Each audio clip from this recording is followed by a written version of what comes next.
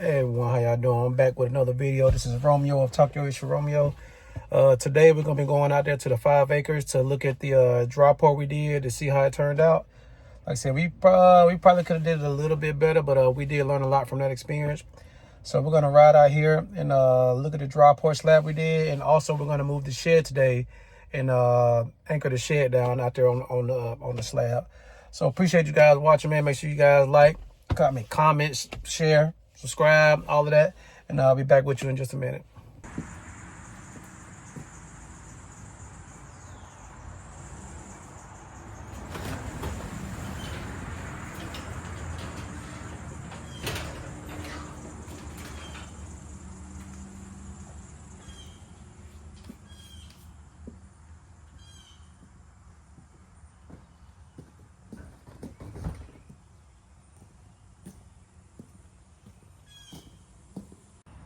And this is my dad in his work truck backing down the 20-foot trailer that we're gonna load it onto and strap it down on.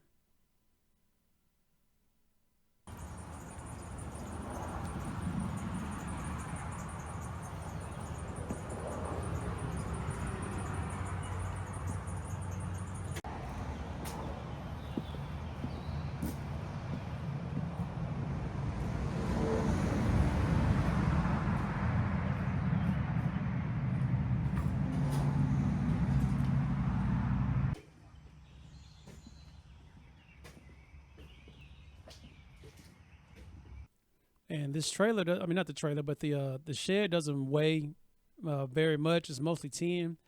So we was basically debating how we was gonna put it on the trailer, but I was like, we could just pick it up from the side because it does have a good framing. So we basically just tilted it, picked it up, slid it on top of the trailer, and then proceeded to get ready to strap it down. Yeah, he basically was like, we're just gonna slide it up.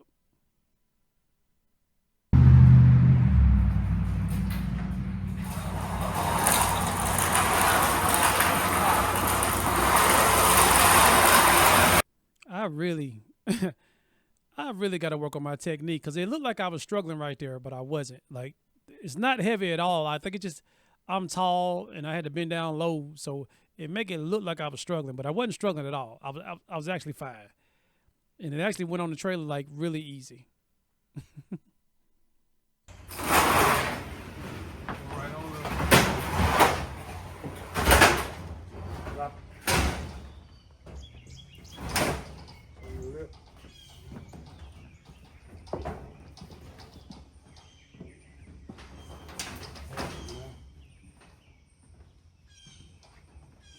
We'll have to bring it.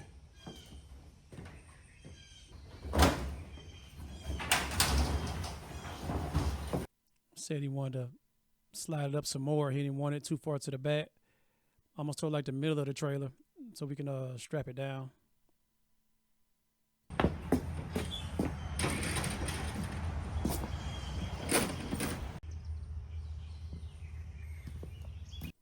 Now at this part, we thought we was gonna use only 2 straps, one strap to go around the front, and then another strap to go around the back. But as we hooked the straps up to the trailer, we realized that it wasn't gonna be long enough. So we ended up having to use 4 straps, 4 small straps, uh, two on the, I mean, 2 to go across the front, then 2 to go across the back, and we did it in an X pattern to keep it from shifting left to right or front to back. As you'll see in a minute, that's when we realized right there like it's too short, so he had to go get another strap.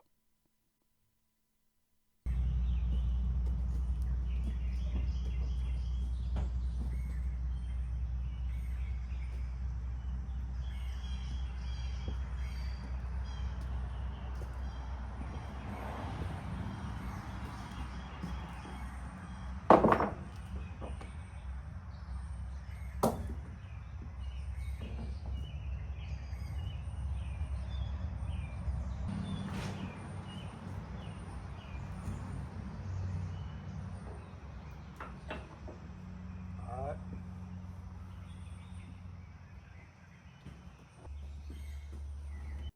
All right, after tying those 2 together, we was making some progress across the front, then down the back, and hooked it on the side. Because the last thing we want to happen is for it to fly off when we're going down the road. We don't have to travel that far, and plus we're on a back road, so we can take our time. But it's always safety first. Take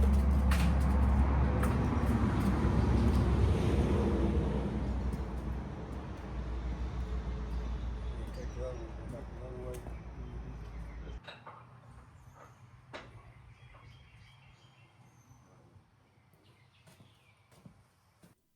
Yeah, I don't know how many people that live in Alabama, but after a good storm and it's warm and moisture outside, the mosquitoes be biting like crazy. That's why y'all keep seeing me check my arms, because the mosquitoes was out and they wasn't messing around. They was biting. They was biting a lot.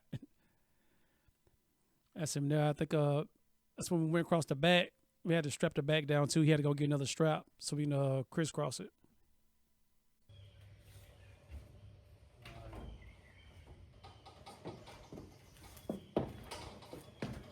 Get it low.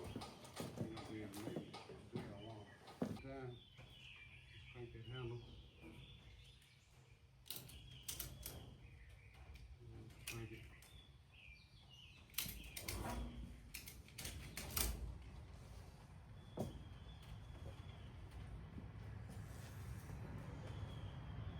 I think we spent more time strapping it down and getting it ready to move than we did just setting it up out there on the slab.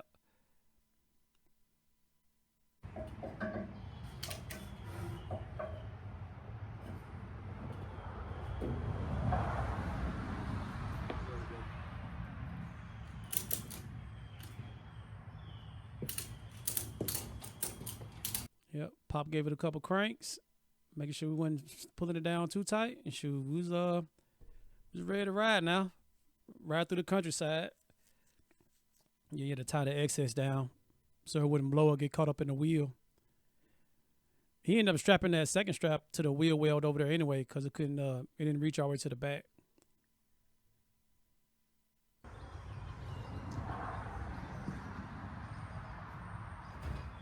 Yeah.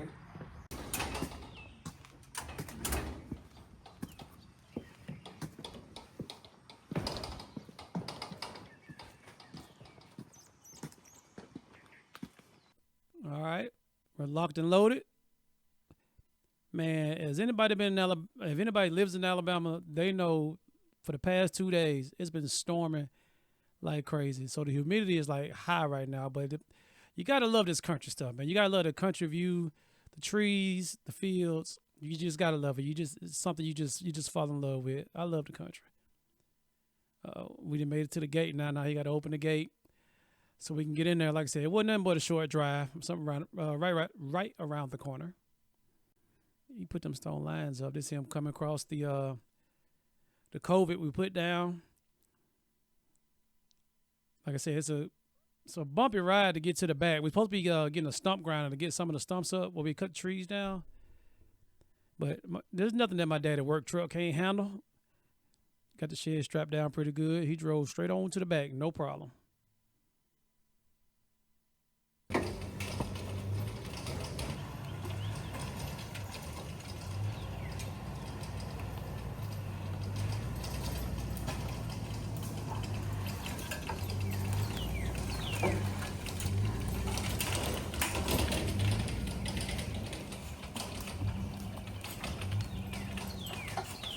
Go up and turn around. It's actually kind of neat how that looked when he pulled up. So this is the dry port slab. As you see, it is uneven because we ran out of Quikrete, but it is solid as a rock. It's pretty squared off. It's not perfectly flat at all, but it's good enough for a shed in the wood. So we all right. That's my daddy about to take 2x4s apart. But it cured well. No air bubbles or nothing on the side. It's got a little hump in the middle, but we wasn't about to go back and buy no more bags. I know that. Bad. Not for eyeballing it. With that mound in the middle, makes that water run down. It won't settle in the inside.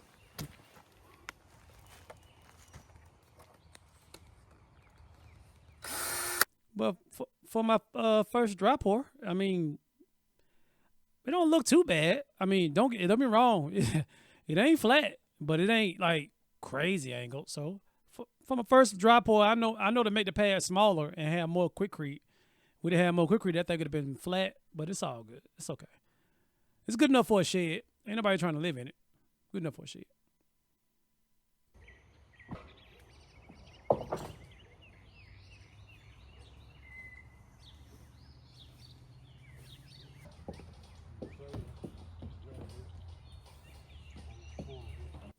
All right, at this point, we're picking it up and taking it off the trailer. But when we was taking it off, we had to turn it around because the doors are facing the slab right now.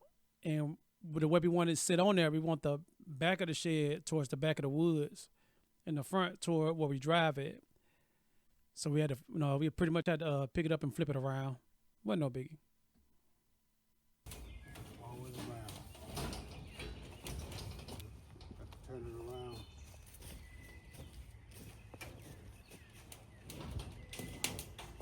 I want to get it.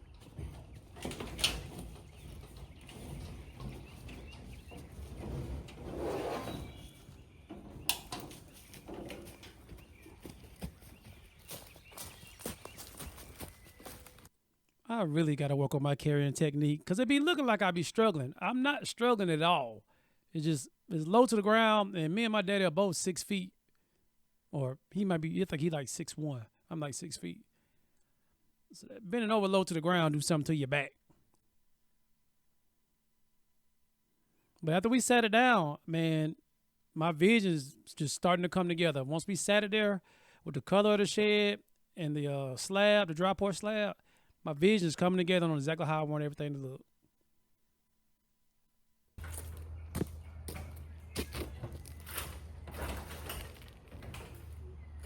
Right there. Cause that lip is off on there, so that water. Okay. Yeah. Now, what he's doing here, he's outlining where the shed sits at on the slab, because he's gonna come back and put down like some sealant or some caulk sealant around the bottom to try to help seal the bottom. Well, seal the bottom best we can, because as you can see in that bottom left corner where the quickcrete dipped off and it's not flat, we probably had to put something else in there. We're probably gonna go back on the inside with some Flex Seal and seal the inside up. That's us removing it, taking it off before you put some sealing down. And another thing, like, we definitely should at least try to clean the pad off or sweep it off or something before we put that down. But like we said, it just thunderstormed down here for like 2 days. And I wasn't thinking, so we was like, it'll be all right, because we got to come back and finish up some stuff anyway. But yeah, that's him putting down some sealant that we were going to sit the shed on.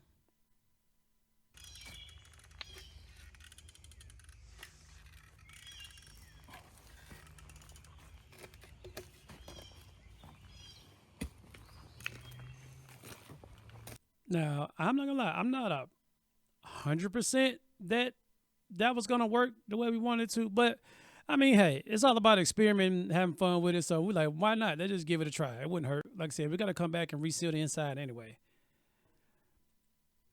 We just figured it'd probably help keep some critters out a little bit, or at least try to.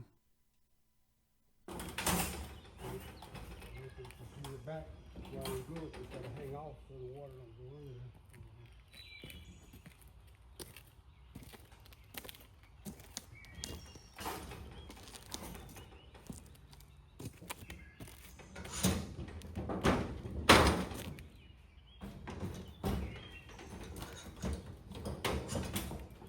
Yeah, I see my dad pushing down on that corner. I told him that corner was probably gonna be an issue, but it'll be all right. This is him. He got a concrete bit. He's drilling down into the concrete, drilling the holes before we start anchoring it down. We put a total, I believe, of 6 or 8 just to hold it for now. We're gonna come back and probably put some more around the inside. Not that I think we need it. I mean, after he put those anchor bolts in there, like it wasn't moving, it wasn't going nowhere. But just in case, we're gonna go ahead and put some more on the inside too when we come back.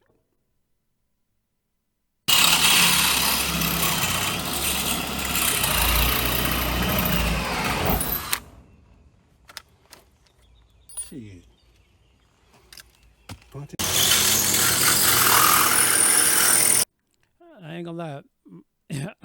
I'm about to get my daddy a better drill or a more powerful one because we had put that drill to work. That bad boy started smoking toward the end. Then we almost burnt the motor up in it. This is the inside of the shed right here. I'm just looking around over here on this left side right here. That's where we're going to start building the shelving and putting up the plywood to hold the inverters and converters and batteries. So I'm just giving you a look on the inside on how everything looks. And plus I was checking the doors, make sure everything opens and closes and latches correctly. But yeah, that'll be on the next video when we start building the inside shelving. And I got to get a lock. I need to put a lock on that. Ain't nothing in the, I'm probably going to put a lock on it. I mean, it's private property and fenced off, but I don't think anybody coming there. But yeah, there you go. My dad is still anchoring it down. So I appreciate you guys watching. That was just a short video, give y'all an update on the dry port. Man, I hope I see y'all on the next one. We're going to be putting up the shelves.